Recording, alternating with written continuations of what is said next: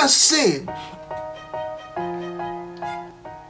that failure is not a life sentence or a death sentence, it's simply a feedback. And feedback is good. What do I mean by that? I simply mean that it's an invitation for you to consider your strategies, to recalibrate your mind and figure out exactly where you need to focus all your attention and resources. Why? Because you are probably failing because you have failed to properly consider what you're supposed to do. And as you're not paying attention to certain things, certain steps, you are going to go there and make a fool of yourself. But that feedback you're going to get through failure is not bad. It's good. It's simply telling you that yes, you can do better. Go back to your drawing board and fix a couple of things and you're going to be doing much better. That's what failure is. And at the highest level, high-performing leaders love failures because failure is exactly what keeps them on their toes. Because they don't want you to become too complacent. You stop making mistakes. You stop trying new ideas. You stop thinking like a startup. You just say to yourself, oh yes, we have arrived. Our customers love us. They love our product. They love our services. So therefore, we don't need to be trying new things. You're gonna slowly but surely become the Yahoo of your generation. Not seeing that, yes, Yahoo is fantastic, but there's a better way of doing things. How about start thinking like a Google? You will fail to see that because you are seeing yourself as a giant who has the right to rule and lord over everyone, and everybody has simply the responsibility to simply bow before them.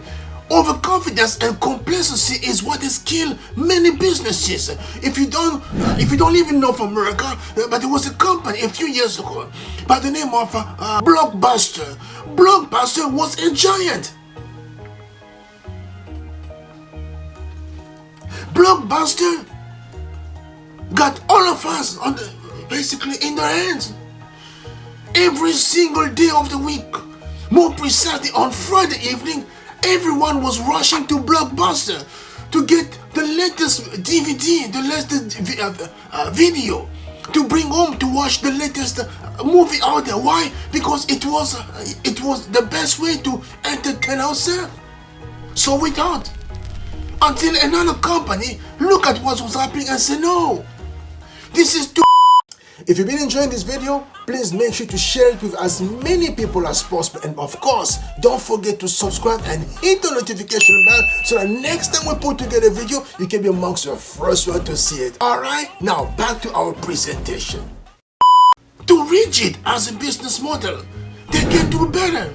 They can find a way to stop doing what they're doing now and start doing something new. The feedback was given to Blockbuster. We were telling Blockbuster, we don't like the late fees.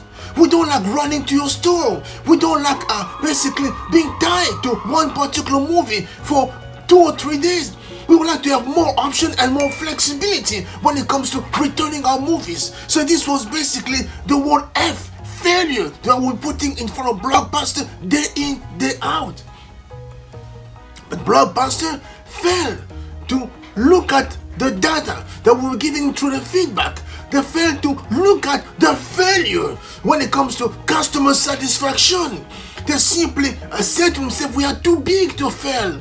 And guess what? That's precisely what led to a company like Netflix to see an opportunity and to seize it as a startup and go on to make a killing as far as this entertainment business is concerned. Why? Because a giant had failed to understand what they were failing to achieve in terms of customer service was a data, was a feedback they were supposed to understand in order for them to recalibrate themselves and give us a better service.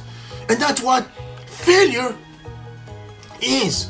is simply an opportunity or an invitation for you to simply sit down, recalibrate or reassess your strategies and figure out what exactly you need to do better in order for you to come back stronger. And that's basically what I've been talking about for the past 2 days. That's at higher level.